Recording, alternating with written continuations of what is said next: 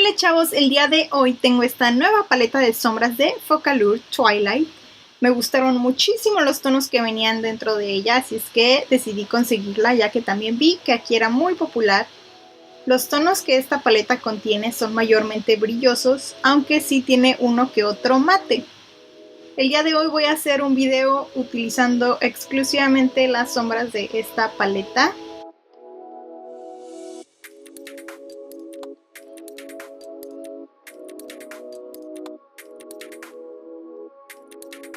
Aquí como siempre estoy aplicando mi corrector en todo mi párpado y después voy a aplicar un poco de polvo anti-shine de Kryolan, ya que yo tengo los párpados un poquito grasositos y esto me ayuda a mantener la sombra en su lugar durante muchísimo tiempo.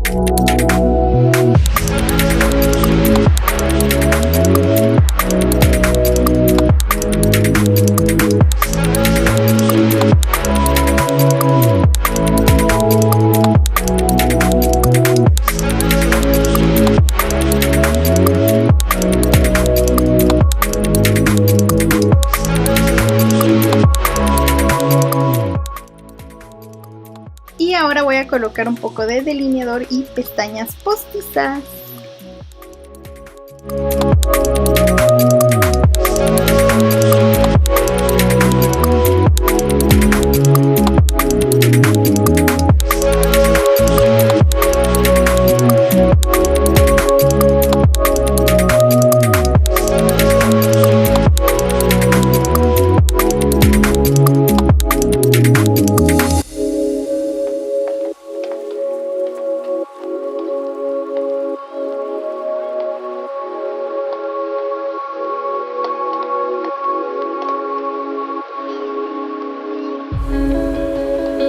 Mi cámara no llegó a grabar lo siguiente que utilizaba, ya que la batería prácticamente murió.